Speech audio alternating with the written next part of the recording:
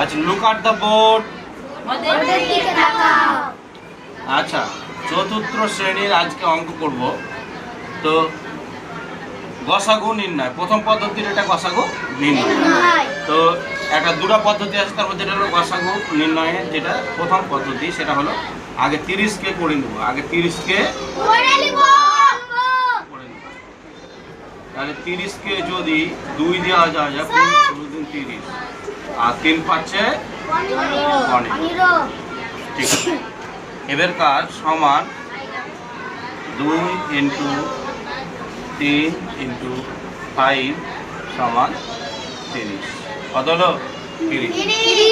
60কে করবো এখানে, 60টা আলাদা করে ভেঙে নিব। আচ্ছা, 2 দিয়ে যাবে 30, 2 দিয়ে ভাগ কত যাবে? 30। আবার 2 দিয়ে যাবে 15, 2 দিয়ে কত যাবে? 15।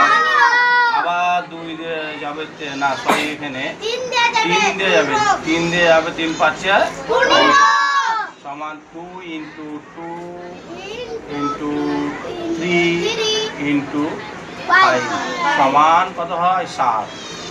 যেমন 2 দুগুণে 4, 3 4 12, 5 12 60। এবার তোমাদেরকে দ্বিতীয় একটা পদ্ধতি শিখাবো। দ্বিতীয় পদ্ধতি কি?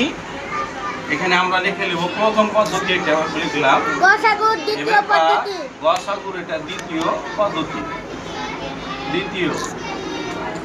দ্বিতীয় পদ্ধতি কি? এটাকে একবারই করে নেব।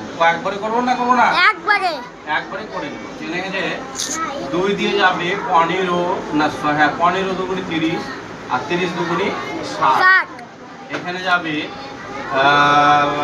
3 পাঁচে 15, আচ্ছা 3 10 30। এখানে যাবে 5 × 5 আর 5 দুগুণে 10।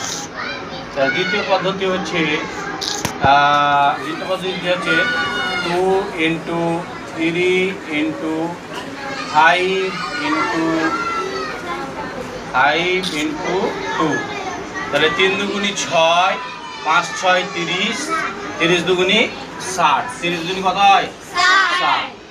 এখানে 30 দুগুণে কত হলো? 60। তাহলে নির্ণয় গসাগু সমান 60। কত হলো? 60।